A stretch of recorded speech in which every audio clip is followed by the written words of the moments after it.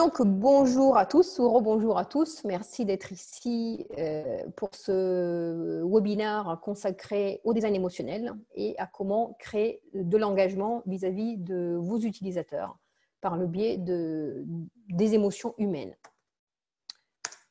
Très rapidement, pour ceux qui ne seraient pas dans nos contacts ou qui n'auraient pas été présents à la rencontre de la semaine dernière, donc je m'appelle Teresa Colombi. Je suis psychologue cogniticienne, j'ai un doctorat de recherche en psychologie cognitive, en nucléométrie cognitive en particulier. Donc, je me suis spécialisée en analyse des mouvements des yeux et je travaille depuis une vingtaine d'années sur les facteurs humains au sens large, sur la modélisation des facteurs humains, sur la charge mentale, sur l'interaction homme-machine innovante, que ce soit de la réalité virtuelle, la réalité augmentée, interaction naturelle par le regard, le vocal, le gestuel, etc. etc. À côté de ça, j'enseigne aussi à l'université depuis une vingtaine d'années. Et à côté de ça, du coup, j'ai monté une société, j'ai cofondé une société qui a plus de 15 ans maintenant, qui s'appelle Ludotique, qui s'occupe justement de ça, de design centré utilisateur, d'expérience utilisateur, d'interaction machine, etc. Donc en 15 ans, on a fait plus de 600 projets, je crois 670 pour être précis, et nous sommes présents sur l'Europe avec un siège français et un bureau en Italie. Qu'est-ce que nous faisons? Donc, ce qu'on va voir au sein de toutes ces rencontres, c'est justement différentes facettes de notre métier qui peuvent être liées au recueil de données terrain, qui peuvent être liées à la conception, qui peuvent être liées à l'idéation, qui peuvent être liées au testing. Et il y aurait énormément de thématiques justement à aborder. Celle d'aujourd'hui va porter sur le design émotionnel. Donc, il y aura deux parties dans cette présentation. Déjà, un petit peu de théorie, un petit peu de fondamentaux. C'est important quand même de se rapprocher des fondamentaux. Donc, qu'est-ce que l'émotion humaine et pourquoi c'est important de comprendre comment fonctionne l'émotion humaine? Et une deuxième partie avec des conseils sur comment mettre en œuvre tout cela dans l'interaction homme-machine. Donc, l'émotion, c'est quelque chose de très profond chez l'humain. C'est quelque chose qui nous distingue fondamentalement d'autres choses. En tout cas, c'est un des piliers de notre propre nature. C'est quelque chose d'inné, c'est quelque chose de naturel et de justement très, très ancré dans l'être humain, humain avec un grand H. Il y a 36 000 modèles d'émotions, 36 000 théories ou 36 000 chercheurs qui ont travaillé sur l'émotion. J'ai présenté juste un modèle existant parce que le but, ce n'est pas de vous faire un cours universitaire là-dessus. Il y a des modèles à 5 émotions, à 7 émotions, etc.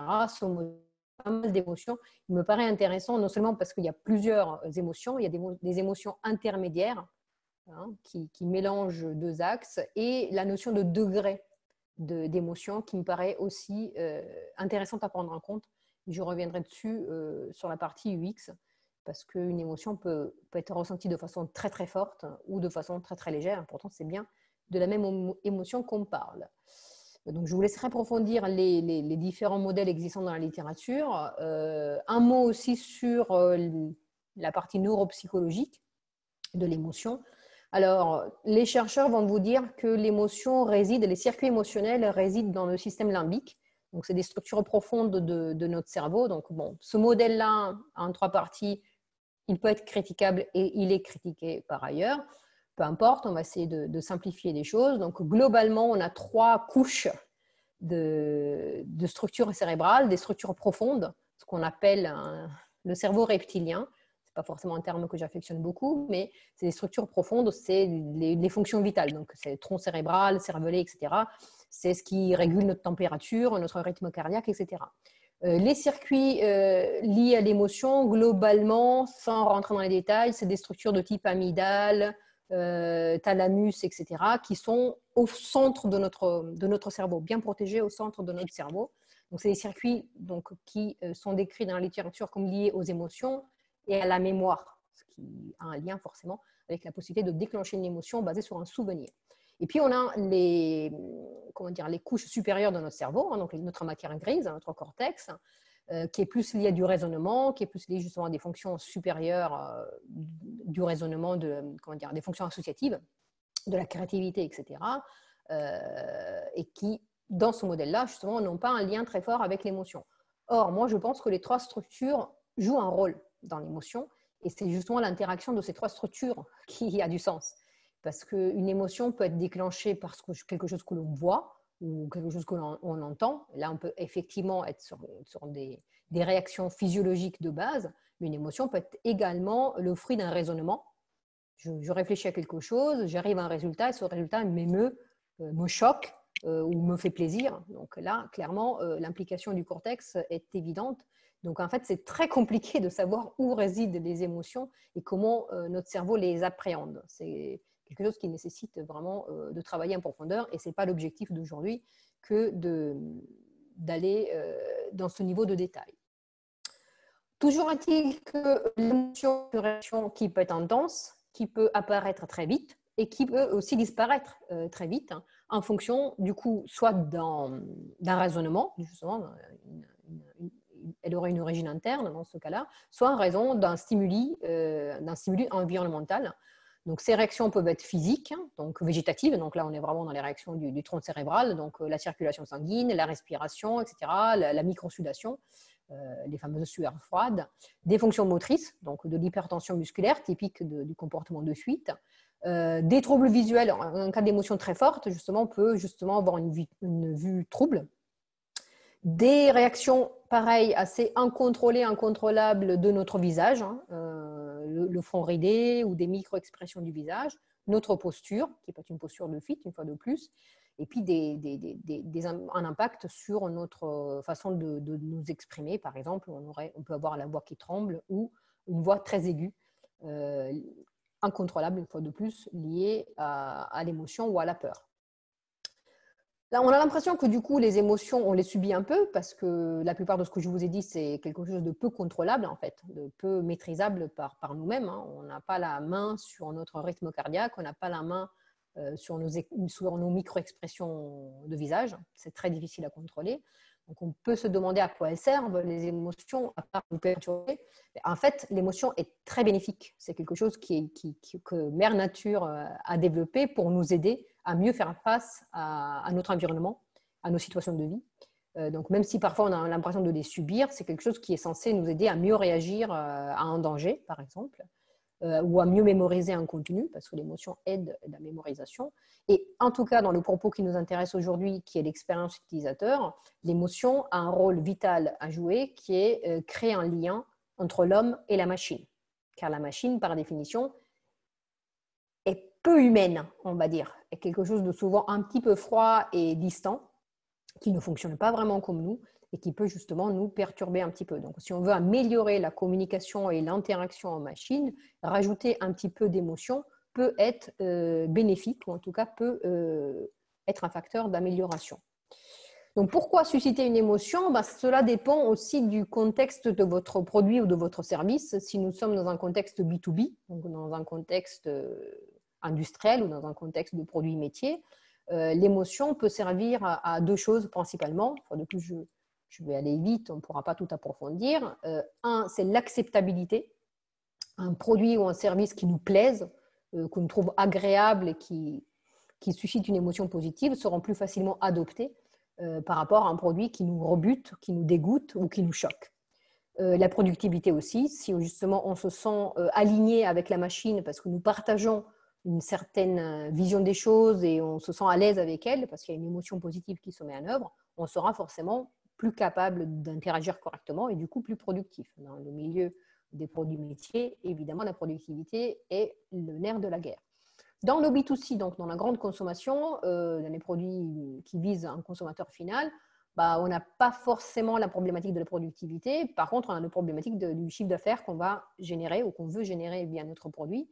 Donc, comme je le disais tout à l'heure, une émotion positive peut améliorer la perception de l'image de marque, donc la perception du produit ou du service, et du coup la mémorisation de ce produit ou de ce service, et créer un meilleur engagement avec la marque, donc, qui va, a priori, in fine, générer du chiffre d'affaires. Donc, les enjeux ne sont pas les mêmes dans les deux cas, mais comme vous pouvez le voir, c'est des enjeux assez monumentaux dans les deux cas de figure. Puisqu'on est dans la première partie, quelques références théoriques. Donc ça, c'est The Bouquin. C'est un livre fondamental dans le milieu. Bon, déjà, pour ceux qui ne le connaîtraient pas, Donald Norman est une référence à lui-même, est un dieu vivant de l'expérience utilisateur. Et ce livre qui est sorti dans les années 90 est le premier ouvrage consacré à l'impact émotionnel des objets.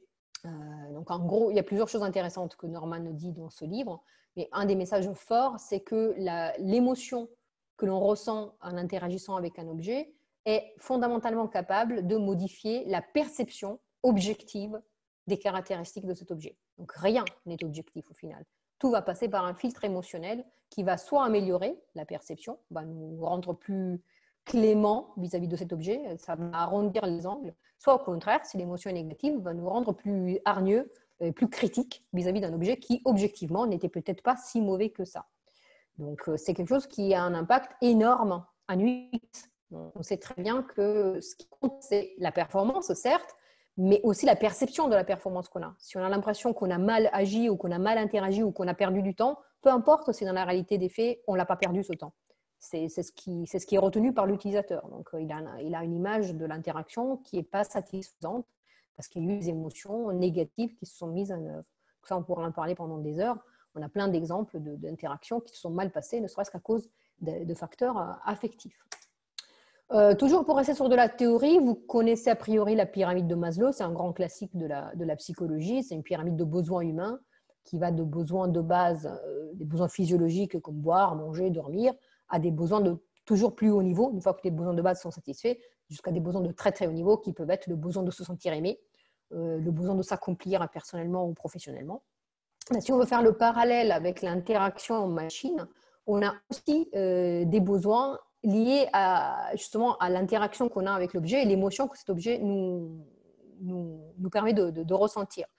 Les besoins de base, c'est les besoins fonctionnels. J'ai besoin que cet objet me permette de travailler, par exemple. Ou j'ai besoin que cet objet ou ce service me permette d'atteindre mes objectifs. Si ce besoin-là, il n'est pas satisfait, peu importe qu'il soit joli, peu importe qu'il soit sympa, peu importe qu'il soit moderne, et je n'arrive pas à faire ce que je veux. Donc voilà. Et ainsi de suite, on va monter dans des besoins de plus haut niveau jusqu'à des besoins dans lesquels l'impact affectif et émotionnel est très important, le besoin de maîtrise, le besoin de créativité, le besoin de pouvoir s'exprimer via l'interaction machine en question. Donc vous voyez bien qu'en fonction des problèmes d'ergonomie que votre produit génère, on va atteindre des besoins de base vraiment critiques ou des besoins de très très haut niveau. Une autre chose que dit Norman dans ses travaux, c'est que l'émotion, on va la ressentir à plusieurs niveaux et ces niveaux ont un lien avec le temps.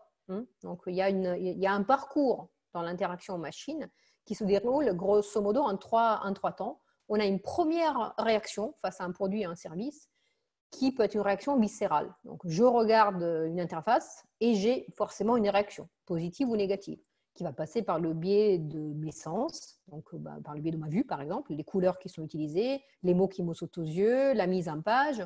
Ça, c'est très direct. Je ne dis pas qu'on est sur des circuits cérébraux qui n'impliquent pas le cortex, parce que bien évidemment, dès qu'il y a du langage ou autre, on va forcément passer par des aires associatives, des aires du langage, etc. Mais en tout cas, c'est des réactions quasi instantanées. C'est des réactions immédiates. Donc, on peut avoir une réaction de dégoût ou une réaction d'intérêt en quelques millisecondes ou quelques secondes face au produit ou au service qu'on nous présente. Mais ça ne s'arrête pas là. Il y a un deuxième niveau d'émotion, de ressenti qui se met en œuvre une fois qu'on a interagi avec le produit, le service, la situation, etc. C'est-à-dire, on essaye de le toucher, on essaie d'interagir avec, on essaie d'apprendre à s'en servir et on peut avoir un deuxième niveau de ressenti qui est peut-être différent du premier. C'est-à-dire, peut-être qu'au début, ça ne nous a pas plu parce que c'est moche, il y a des couleurs qui ne nous plaisent pas ou des symboles qui ne nous parlent pas, mais peut-être qu'à l'usage, on se dit final, c'est pas bien fait, mais ça m'a vraiment servi, quoi. J'ai eu du mal au début, mais je me rends compte qu'au niveau d'interaction, ça se passe bien. Ou inversement, on peut avoir un premier ressenti viscéral positif parce que c'est chouette, c'est joli, c'est coloré, ça nous plaît, il y a des symboles qui nous parlent. Mais après, à l'usage, on se rend compte qu'il y a trop de clics, trop de manipulations, qu'on s'est planté 3 fois pour trouver ce qu'il nous fallait et que c'est au final vraiment pas terrible. Et un troisième niveau qui est de l'ordre du ressenti encore plus, rétrospectif, réflexif. Donc, il y a une autre évaluation de l'expérience qui est faite a posteriori, par exemple, X temps après, soit X utilisation après, soit vraiment une fois qu'on a vu autre chose ou qu'on est passé, qu'on a testé des alternatives, etc. Donc, ça, c'est la capacité à analyser a posteriori son expérience et la revoir avec du recul. Voilà, c'est un niveau qui nécessite du recul. Et pareil, on peut avoir à nouveau un sentiment différent des deux premiers. Peut-être qu'au début, ça nous avait plu, après un petit peu moins, et après coup, on se dit, mais au final, oui, c'était chouette, mais ça ne me servait à rien. Quand je regarde le temps que j'ai passé, ça c'est le cas de certains jeux vidéo, hein, quand je regarde le temps que j'ai gaspillé avec ce jeu, c'est du temps perdu. Ou inversement, on peut avoir des expériences qui au début sont négatives et qui dans le temps se révèlent tout à fait fructueuses parce qu'on se rend compte justement du temps qu'on a gagné ou des avantages qu'on a pu tirer de ce produit. Et évidemment, je fais un petit lien avec le test utilisateur parce que là, clairement, c'est des choses qu'on peut mesurer, cette typologie de ressenti. Si vous testez uniquement un site internet sur la base des 5 premières minutes, vous n'aurez que du viscéral. Donc, le fait que le viscéral soit très positif ou très négatif, ça ne vous dit rien du ressenti que l'utilisateur aura au bout d'un mois, 2 mois, 3 mois d'utilisation de ce produit, de ce service. Or, si vous êtes sur un site e-commerce sur lequel les gens vont aller 10 minutes de leur vie pour acheter un produit, éventuellement, ça peut être suffisant. Le viscéral ou le comportemental peuvent être suffisants.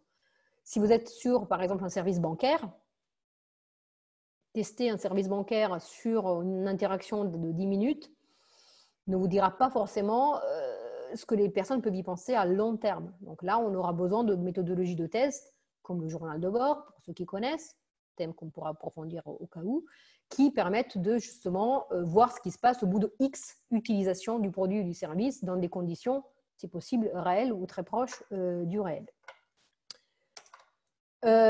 Pour rester dans la thématique du test utilisateur, justement, pour ceux qui me connaissent, vous le savez, j'adore mesurer les choses. Je viens d'un laboratoire de recherche qui à l'époque s'appelait Laboratoire de psychologie expérimentale et quantitative.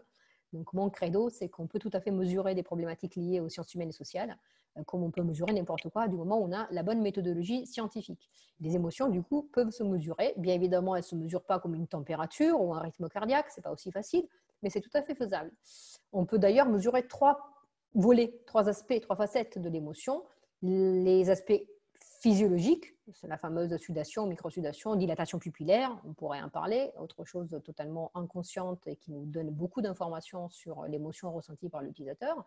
Les comportements, les micro-expressions, voire les expressions tout court, comme le sourire, le froncement de sourcils, etc. Et également, on peut recueillir des mesures déclaratives, tout simplement, en demandant à la personne son sentiment suite à une interaction. Donc, sur le volet déclaratif, il y a énormément d'outils. J'en ai mis un qui me paraît assez intéressant parce que sa mise en œuvre est très simple, c'est le SAM.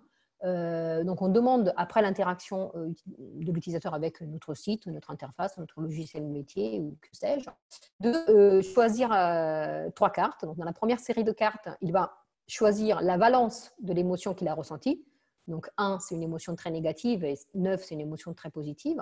Donc, il peut choisir il peut se positionner entre 2 émotions. Donc, il va dire est-ce que c'est une émotion agréable ou désagréable. La deuxième rangée de cartes, on va lui demander de choisir l'intensité. C'est pour ça que je vous parlais tout à l'heure de l'intérêt de l'intensité d'une émotion. Parce que est-ce que c'était une émotion très positive mais très légère ou est-ce que c'était une émotion très négative et très très forte. Enfin, l'intensité pour moi joue un rôle qui peut être important. Donc 1, c'est j'ai quasiment rien ressenti. Et 9, c'est énorme. Cette émotion a eu un impact très très fort sur moi. Et le troisième paramètre qui me paraît très intéressant aussi, c'est est-ce que j'avais l'impression d'avoir le contrôle de mon émotion? Est-ce que je suis à sa merci? Est-ce que je suis tout petit face à mon émotion? Ou est-ce que je suis totalement en maîtrise et j'ai une bonne sensation de contrôle sur mon émotion? C'est un paramètre aussi important. Évidemment, plus on a le contrôle, plus on va se sentir à l'aise parce qu'on a l'impression de ne pas subir les émotions. Comme je disais tout à l'heure, on a souvent l'impression de les subir, nos émotions, et c'est loin d'être agréable. Quelques exemples d'applications un peu futuristes pour conclure cet overview théorique.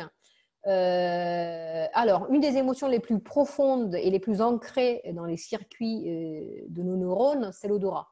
On pourrait en parler en détail aussi de pourquoi et comment. Bref, c'est comme ça. Et du coup, il y a quelques années, Thalys a mis en œuvre une pub olfactive. Ça se fait de plus en plus en neuromarketing, les pubs olfactives, parce que les neuromarketeurs ont bien compris l'intérêt de l'odorat.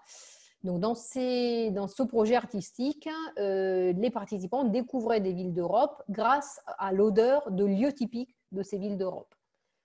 On a tous lu du Proust, la fameuse Madeleine de Proust. Ce n'est pas par hasard qu'on passe par l'odeur de ce biscuit parce que ça nous suscite tout de suite des émotions qui peuvent être aussi très ancrées dans notre passé, voilà le lien avec notre mémoire, et qui peuvent du coup déclencher des comportements que l'on souhaite, dans le cas présent, des comportements d'aller visiter ou d'aller revoir un endroit puisque son odeur nous parle. Un exemple dans le jeu vidéo aussi, de temps en temps, il faut quand même faire référence au domaine vidéoludique qui est toujours très porteur en innovation. Une manette qui tout simplement va mesurer de façon assez basique, mais bon, le rythme cardiaque et la pression artérielle pour savoir si l'utilisateur est sous le coup d'une émotion ou pas. Donc, par exemple, du stress. Donc, l'idée de ce projet serait d'adapter le gameplay à l'état émotionnel du joueur. S'il est stressé, on va peut-être lui simplifier les choses. S'il est totalement à l'aise, on peut peut-être rendre son interaction un peu plus complexe avec des ennemis un peu plus nombreux ou plus difficiles à dégommer. Pourquoi pas? C'est quelque chose qui peut tout à fait avoir un intérêt. Bien, donc on a vu pas mal de modèles et de considérations théoriques. Passons rapidement à quelques exemples de comment faire passer une émotion dans l'interaction machine. Il y a plusieurs biais qui peuvent nous aider. Je vous laisserai juger d'un beau projet quel est le biais le plus adapté, mais l'idée c'est de vous en montrer plusieurs. Tout d'abord, évidemment, la beauté. Une interface qui est jolie, une interface qui est soignée, une interface qui est dans l'air du temps, va faire forcément passer une émotion agréable. Hein. Donc, selon le produit qu'on veut présenter, on va choisir évidemment un style et des couleurs adaptées. Là, l'application que je vous montre, bon, elle n'est pas parfaite à mon sens en termes de contraste texte-fond, mais ce n'est pas nous qui l'avons faite. J'ai choisi exprès un exemple qui n'est pas à nous pour vous montrer ce qu'on trouve dans la littérature et ces captures d'écran sont disponibles sur Internet. On ne peut pas dire que ce ne soit pas joli. On ne peut pas dire que ce ne soit pas soigné, on ne peut pas dire que ça ne donne pas envie d'aller plus loin et explorer les produits en question. Donc la beauté est évidemment du ressort du viscéral, hein, donc c'est un ressenti immédiat. Si on arrive sur une application qui nous vend des bijoux et que l'application elle-même n'est pas agréable, n'est pas soignée, ne nous donne pas envie, forcément on aura du mal à convertir un chiffre d'affaires. Le wording, c'est un aspect totalement différent. Je n'ai pas le temps de vous faire réagir à vous-même là-dessus parce que vous êtes trop nombreux, mais sur cette capture d'écran, il y a un petit élément que des fois on voit tout de suite et des fois un petit peu moins, qui, à mon sens, joue un rôle monumental. Et il s'agit du petit bouton, du petit call to action, pour ceux qui connaissent le terme, je l'offre, qui n'est pas anodin. C'est-à-dire que le choix de ce terme, le choix de ce verbe a un poids extrêmement important. On aurait pu écrire « je l'achète », on aurait pu écrire « en savoir plus », ça aurait fait la même chose. C'est un bouton qui nous amène sur la page du bouquet cachemire spécial anniversaire. Mais le fait d'avoir choisi un wording aussi séduisant et qui nous tourne dans une situation, qui nous met dans la situation, est très malin. Déjà, le verbe est à la première personne, c'est « je ». Ça, tous les spécialistes du marketing le savent, ça peut jouer un rôle parce que je m'identifie avec le bouton sur lequel je dois cliquer. Mais au lieu d'avoir écrit « je l'achète », ce qui aurait pu être un cas possible, il y a écrit « je l'offre ». Et le fait de parler du verbe « offrir » pour un bouquet anniversaire, c'est très malin. Un bouquet anniversaire, on ne se l'achète pas pour soi-même, on l'achète probablement pour l'offrir. Donc, le fait d'utiliser ce wording-là nous met dans le contexte. On s'imagine la personne ouvrir la porte au livreur et accueillir le bouquet de fleurs qu'on lui a envoyé. Donc, on est dans l'émotion. On n'est pas du tout dans un registre rationnel de est-ce que je prends ce bouquet, est-ce qu'il coûte assez cher, pas assez cher, est-ce que les couleurs me plaisent, etc. On est dans le registre de l'émotion. Pour peu que le bouquet, on le trouve un peu joli, on appuie et on achète. Donc, on zappe tout le raisonnement que l'utilisateur peut faire et on l'invite à acheter ce produit. Donc, c'est assez malin et Interflora fait beaucoup d'A/B testing sur le wording de ces boutons. Peut-être que ces derniers jours, il y a des tests aussi. Je vous invite à aller voir leur site. Pendant longtemps, ils ont fait des essais de ce type. Je ne sais pas s'ils les font toujours. Cette capture, elle date un petit peu et je la garde précieusement parce que je la trouve vraiment très intéressante. La couleur, on en a parlé aussi, c'est quelque chose qui joue un rôle très important dans le ressenti émotionnel. Donc là, vous avez un joli schéma américain, comme vous pouvez le constater, qui vous dit les sensations, les émotions et l'interprétation que les gens vont faire de certaines couleurs. Le bleu, c'est une couleur de sincérité, c'est une couleur d'autorité. Le violet, c'est une couleur de créativité. Soit. Toutes ces jolies études, vous pouvez les trouver sur Internet, bien évidemment. Il y en a pléthore. Mais non, je mets juste un petit bémol parce que l'émotion est très liée aussi à notre culture, à nos habitudes, à notre contexte linguistique et sociétal. Et sans m'étaler là-dessus, je vous balance juste une photo prise à Tokyo. Là, ce que vous voyez, c'est la bourse de Tokyo. Comme vous pouvez le constater, les actions qui baissent sont en vert et les actions qui montent sont en rouge. Évidemment, les bourses occidentales fonctionnent à l'envers. C'est-à-dire qu'une action qui baisse est rouge et une action qui monte est verte.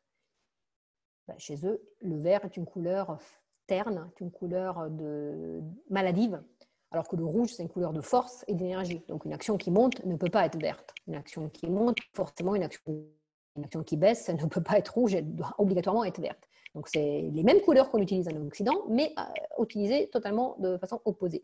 Donc, ça peut vite vous compliquer la vie si vous pensez que vos utilisateurs vont interpréter les couleurs comme vous le faites. Donc, aucune interprétation n'est universelle. Aucune. Aucune. On pourrait en parler pendant des heures. Je vous dis juste aucune. Cherchez sur Internet, vous verrez les études, vous comparerez très facilement des pays. L'Italie est le pays qu'on a le plus proche de nous à côté. Je suis italienne, je peux vous garantir que certaines couleurs en Italie suscitent des émotions et des réactions bien différentes qu'en France. On n'est pas en Chine, c'est le pays à côté. Bref, donc attention à la part que joue la culture dans l'interprétation d'une couleur.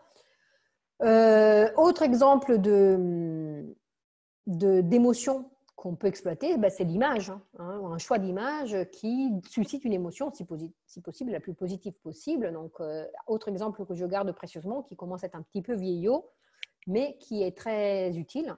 Là, vous avez un site qui vend des produits de puériculture, c'est un site italien, et vous voyez une photo sur le carrousel central qui est très, très, très maligne, parce qu'on pousse le lecteur, on pousse l'internaute à confondre son propre bébé avec le produit qu'il doit acheter. Et le message caché, c'est si mon bébé vaut cher, et forcément mon bébé vaut cher, parce que c'est mon bébé, je dois acheter un produit qui vaut cher aussi. Je dois acheter un produit qui le vaut bien, qui représente mon bébé. Donc, c'est très subtil, c'est très malin, et pourtant, ça a sûrement un impact au niveau de l'émotion que va ressentir notre internaute, et du coup, sur le chiffre d'affaires qu'on peut en générer. Autre biais, ça peut être la vidéo. Alors, attention à quelle vidéo, mais des vidéos très subtiles. Alors, pareil, Airbnb, surtout en période de Covid, a totalement changé sa page d'accueil. Donc, on n'a plus du tout ce genre d'expérience qui est proposée. Mais il y a encore quelques années, on avait des petites vidéos très discrètes. Donc, dans ce cas-là, on voyait à peine bouger les feuilles des plantes sur ce balcon. Et bien, ça nous projette dans l'univers en question. On a l'impression qu'on est déjà dans le logement en question qu'on nous présente. Donc, une fois de plus, l'émotion est positive. On est là pour voyager, on est là pour découvrir et ça nous aide à nous projeter dans ce voyage, dans cette découverte, la vidéo. À condition qu'elle soit bien choisie et assez discrète, bien évidemment. L'humour. Il n'y a rien de plus humain que des émotions positives comme rigoler. On sait que les machines ont un peu de mal à comprendre pourquoi on rigole. Ça, c'est ce qui s'affiche sur Google si vous avez une erreur 404 ou une perte de connexion Internet. Vous avez un petit dinosaure et si vous cliquez dessus, ça vous fait un petit jeu en fait. Donc, vous pouvez sauter les cactus tant que vous ne perdez pas. Donc, ça vous permet de dédramatiser quelque part. Il n'y a pas Internet, tant pis, il y a un petit jeu vidéo pour vous occuper le temps que ça se passe mieux. Donc, pourquoi pas. Ou sur des sites e-commerce. Évidemment, une erreur 404 est toujours fâcheuse. On perd une possibilité de chiffre d'affaires, on déçoit notre internaute. Mais le fait de jouer un petit peu sur le côté rigolo, ça peut dédramatiser une fois de plus la situation. Après, il faudra proposer des solutions, bien évidemment, et pas laisser les choses en plan. Mais voilà, donc c'est une façon de faire sourire. Voilà. Si on arrive à arracher un petit sourire à notre internaute, c'est toujours ça de prix. C'est plutôt que de voir froncer les sourcils et dire « Oh là là, qu'est-ce qui se passe ?» Le fait de le faire rigoler ne serait-ce qu'une seconde, c'est toujours quelque chose de bénéfique. Autre piste, c'est le storytelling. Alors, le storytelling, on pourra en parler pendant des heures. L'idée, c'est de raconter une histoire, d'embarquer l'utilisateur dans une histoire. Pas juste montrer des produits ou des services, mais lui faire vivre une expérience qui part de l'histoire du site en question. Donc, là, je vous invite à taper cette URL. Donc, on vous collera la référence soit dans la description, soit dans la conversation ici, soit dans la desk YouTube, pour que vous puissiez aller sur ce site. Il faut le voir en vrai. Il mélange pas mal de choses. Il y a des vidéos très discrètes, il y a des images plein écran. Il est très bien fait. Donc, c'est juste un domaine viticole. C'est un château qui produit du vin. Et ben, on est embarqué dans une expérience. Il y a même le mot expérience qui est mis en avant. On n'est pas là pour vendre du vin. On est là pour vivre une expérience qui commence par l'histoire du petit bonhomme que vous voyez, qui est aujourd'hui un papy, et il y a toute l'histoire de comment il en est arrivé là, l'amour qu'il a pour le raisin, pour le vin, le soin qu'il met dans ses produits. Donc, on a l'impression de le connaître, le papy, de le découvrir, de l'apprécier. Et du coup, forcément, l'idée, c'est qu'au bout des 8 raisons pour choisir ce vin, on ait envie de l'acheter. Un dernier exemple, c'est une fois de plus jouer sur le côté humain des choses, c'est l'anthropomorphisme. Donc là, on va se loguer un service, on va taper notre adresse email et le petit avatar va se couvrir les yeux quand on tape le mot de passe, parce que les mots de passe, c'est privé. Donc un mot de passe, il ne faut pas qu'il le regarde. C'est un petit détail, c'est rien du tout. C'est vraiment rien du tout, c'est même pas compliqué à faire d'un point de vue technique au jour d'aujourd'hui. Ça va une fois de plus faire sourire l'internaute et ça va créer un souvenir et un lien avec ce produit ou ce service. Il va se souvenir plus facilement et de façon positive de ce produit ou de ce service que s'il y avait juste un champ email, un champ password, comme on le fait dans la plupart des cas. Une fois de plus, on est dans un contexte très concurrentiel. Il faut se différencier, il faut se démarquer, il faut être inoubliable. Mais ce genre de petits détails, et on sait que l'ergonomie est souvent dans les détails, peut aider à créer un petit lien avec mon utilisateur, au point que cette GIF animée circule pas mal dans le milieu comme étant une best practice à copier quelque part.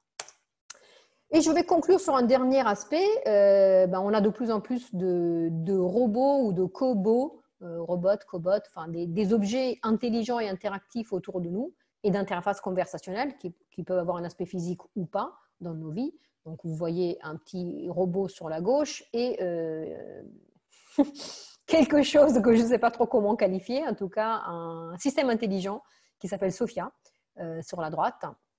Il y a un aspect esthétique très différent entre les deux et au jour d'aujourd'hui, je vous dirais, il vaut mieux miser sur un aspect de type anthropomorphe mais sans trop pousser, comme c'est le cas de l'objet sur la gauche, plutôt qu'un objet qui essaye d'imiter à tout prix l'humain, parce qu'essayer d'aller trop dans l'humain, ça peut comporter certains dangers. Donc, je vais conclure cette présentation justement sur les dangers d'une émotion mal maîtrisée, mal mise en œuvre. Donc, typiquement, dans le cas des robots, le problème de l'émotion mal mise en œuvre est quelque chose qui est décrit dans la littérature depuis des années sous le nom de paradoxe de l'Uncanny Valley. Donc, en robotique, c'est très connu depuis des dizaines d'années. En fait, si un objet se rapproche d'un humanoïde, soit il est vraiment identique à un humain, soit attention à ce gouffre qui peut vous faire passer d'une émotion qui peut être positive, parce qu'on a l'impression que c'est un objet familier, dont on comprend les réactions, un sourire, une expression de visage particulière, mais ça peut vite vous faire tomber dans un creux, dans un gouffre. Si l'objet est immobile, ça va vous faire penser à un cadavre, et si l'objet bouge, ce qui est le cas de Sophia, ça peut vous faire penser à un zombie. Et cette Sophia, je vais vous la remettre, vous pourrez trouver aisément des vidéos d'elle sur Internet. Ça fait un tabac il y a quelques années. Elle a même un passeport saoudien, il me semble, d'Arabie Saoudite. Mais c'est un objet qui fait flipper, quoi. Parce qu'elle a l'impression de comprendre, elle sourit, elle plisse des yeux, etc. Et d'autres réactions, on ne comprend pas bien, on ne sait pas à quoi on a affaire. On ne sait pas comment on doit réagir nous face à elle, ou qu'est-ce qu'elle a compris de nous, ou est-ce qu'elle se fout de notre gueule. Enfin bref, c'est très déroutant d'interagir au jour d'aujourd'hui avec ces objets. Et on n'est pas encore en mesure de représenter 100% de l'humain, 100% de nos caractéristiques. On n'est pas aujourd'hui dans un univers dans lequel vous ne savez pas si je suis un robot ou pas. Vous savez très bien que je n'en suis pas un. Peut-être que dans quelques années, on en arrivera à ce genre de considération. Au jour d'aujourd'hui, ce n'est pas le cas. Et on tombe très aisément dans le paradoxe de l'Uncanny Valley, qui est très dangereux. et que les gens qui se jettent corps et âme dans la technologie ne comprennent pas, ils n'en apprécient pas le danger et ils se permettent de sortir des choses comme cette Sophia qui, à mon sens, est un échec cuisant. Mais bref, ce n'est que mon avis. Donc, pour terminer sur cette overview, donc, on a vu pas mal d'avantages de l'exploitation de l'émotion, rendre un produit mémorable, créer un lien, vendre mieux, accepter une nouvelle technologie. Mais pour moi, on a commencé en parlant d'engagement, donc l'émotion peut créer de l'engagement, mais tout ce qui peut créer un engagement est une arme à double tranchant. C'est la même chose que je dis dans les contes sur la gamification. La gamification est une arme à double tranchant. La gamification est une arme, déjà. Tout ce qui peut créer un engagement avec l'utilisateur est une arme. Et toutes les armes peuvent vous péter à la figure. J'ai pris l'exemple de la fission nucléaire. La fission nucléaire est une technique. Maintenant, à vous de voir si vous voulez en faire de la médecine nucléaire et sauver des vies, ou si vous voulez en faire une bombe nucléaire et tuer des gens. Donc, tout ce qui a un pouvoir très important et toucher aux émotions humaines, donc au fond du fond de notre propre nature, c'est un pouvoir monumental, peut être utilisé à des fins louables et positives ou à des fins négatives. Ou, si mal utilisé, peut vous péter à la figure. Donc, ça peut être le cas de Sophia. Pour moi, Sophia est un échec. Je pense que les créateurs de Sophia pensaient que ça allait cartonner, que tout le monde va aller trouver ça génial. La plupart des articles que j'ai pu lire, c'est des journalistes qui se payent un peu la tête du truc en disant mais ça ressemble à rien et on en a plus peur qu'autre chose. Donc attention à ces dynamiques-là parce que appréhender quelque chose d'aussi puissant que l'émotion humaine peut vous mener très loin dans le positif ou très loin dans le négatif. Ça sera à vous de le choisir et en tout cas essayer de le piloter et pas le subir comme on pourrait subir une émotion humaine. Voilà, je m'arrête là. J'ai un petit peu débordé comme d'habitude. J'en suis désolée, mais je vais quand même essayer de prendre quelques questions si vous en avez. Et il y en a déjà quelques-unes.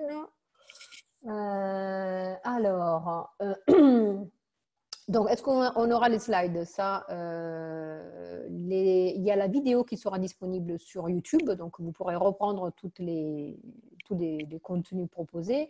Et normalement, on vous collera également les liens pour accéder au site qu'on vous a présenté. Qu'est-ce qu'on a comme question? Vous avez parlé de robots intelligents en décrivant ceux de la page 28. Comment qualifierez-vous l'intelligence dans ce contexte? Alors, c'est très variable et l'intelligence artificielle, on peut en parler pendant des heures. Sophia est censée être intelligente. Quand on écoute les conversations de Sophia, on peut par moment avoir l'impression qu'elle a vraiment compris la question qu'on lui pose. Elle est censée parler de ses propres émotions.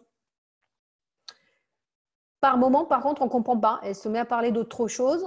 Là aussi, ça peut être déroutant. Ce n'est pas qu'une histoire d'émotion, d'expression faciale. Ça peut être aussi déroutant dans ses comportements parce qu'elle change de sujet ou elle parle de choses. On ne comprend pas si elle se moque de nous, si elle est sérieuse et à quel point elle a vraiment une vraie intelligence.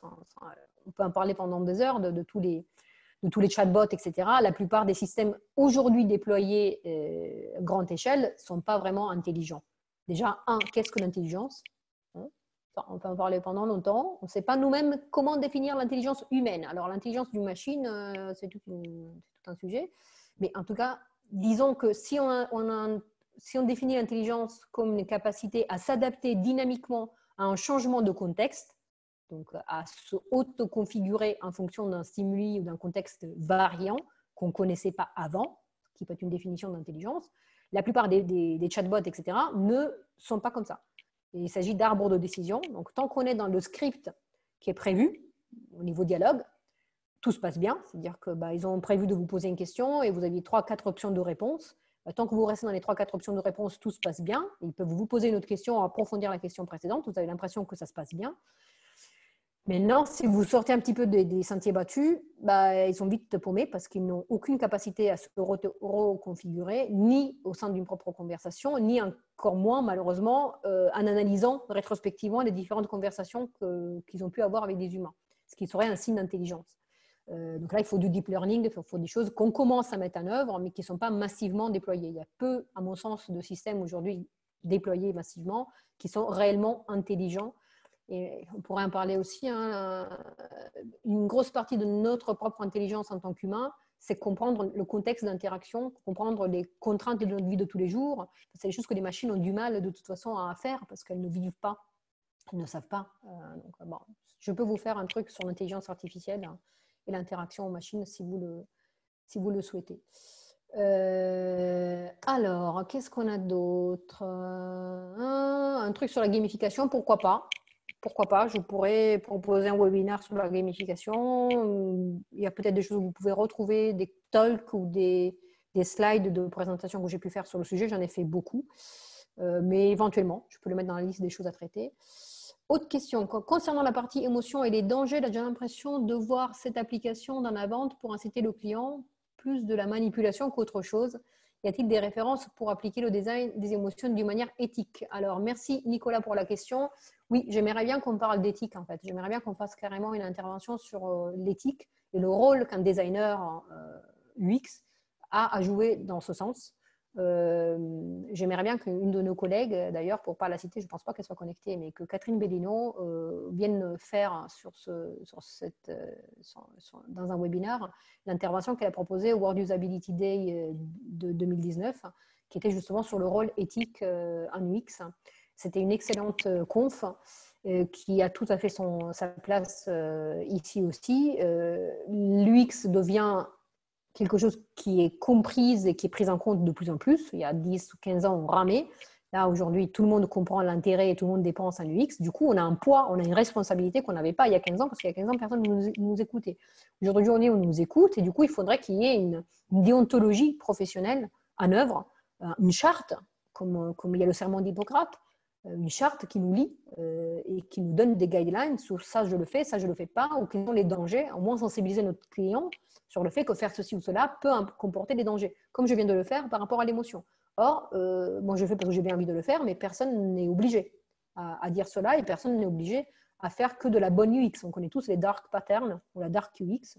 C'est carrément une discipline à part entière. Donc, si on n'a pas d'éthique, on peut tout à fait se spécialiser dans de l'UX qui manipule. La gamification, c'est pareil, c'est une arme. Donc, la limite entre la persuasion et la manipulation peut être subtile. Et pour moi, pour répondre très rapidement à ce point, la frontière entre la persuasion et la manipulation se situe là où on bascule vers un intérêt qui penche plus vers l'intérêt de la source. Quand la source a plus à y gagner que le récepteur du message, là, on est dans la manipulation. Si le récepteur du message a tout à fait un intérêt à suivre ce message, ben c'est ce qu'on fait avec nos enfants. Hein. On les manipule pour qu'ils bouffent des légumes. Hein. C'est pourtant dans leur intérêt et pas dans le nôtre. Donc la manipulation, la persuasion peut être tout à fait bénéfique pour les deux, pour celui qui émet le message et pour celui qui reçoit le message. Maintenant, quand l'émetteur y gagne plus que le récepteur, parce que le récepteur c'est juste un pigeon qui se fait plumer, là on est plus dans la manipulation. Mais les techniques sont les mêmes. Justement, une fois de plus, si on n'a pas des guidelines et une déontologie en place, on aura même du mal à savoir si on est en train de manipuler ou pas. Donc merci, c'est une question très très importante. Je vais en prendre peut-être encore une ou deux, après on va arrêter parce qu'il est très tard. Oui, plus un pour l'intervention sur l'éthique, je suis plus que d'accord. Alors, j'en prends une dernière. Donc, les individus ne sont pas tous sensibles aux émotions. Est-ce que miser sur les émotions ne risque pas de braquer certaines personnes peu sensibles? Oui, c'est ce que je disais. Donc, l'émotion est quelque chose de très humain et du coup aussi de très personnel. Le choix malencontreux d'une couleur peut générer une émotion qui n'est pas celle qu'on souhaitait. D'où l'intérêt de bien connaître sa population cible, voire de décliner différemment notre produit selon la culture dans laquelle on va le déployer. Donc, ça peut être coûteux et de savoir qu'est-ce qu'il faut adapter et de l'adapter, mais ça peut être vital si on veut que le produit ne soit pas rejeté, ne serait-ce que pour des questions basiques et stupides et idiotes comme la couleur, le symbole, le choix d'un mot, etc., etc., etc. Donc oui, utiliser à mauvais escient, l'émotion peut être négative, enfin, aller à l'encontre de ce qu'on voulait. C'est ce que je vous disais sur les explosions nucléaires. On manipule quelque chose qui peut donner des résultats absolument monstrueux, mais pas forcément ce qu'on souhaitait. Donc, des fois, on peut le faire exprès, des fois, on peut le subir parce qu'on n'a juste pas compris comment fonctionne l'humain. Parce que l'humain, ça nécessite un petit peu de connaissance, d'études. N'est pas UX designer qui veut. Et du coup, voilà, si on ne comprend pas tous ces enjeux-là et qu'on pense aisément pouvoir piéger les utilisateurs facilement, ben, on risque de se tromper, d'avoir des résultats totalement à l'opposé de ce qu'on voulait, avec une dépense évidemment qui aura un ROI absolument minable, pour faire le lien avec le webinaire de la semaine dernière.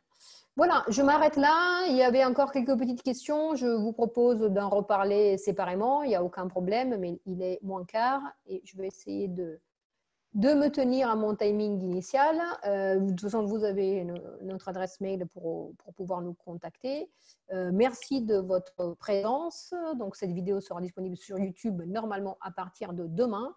Et je vous donne, quant à moi, rendez-vous à la semaine prochaine, même lieu, même heure, pour parler de charge mentale. Autre sujet intéressant.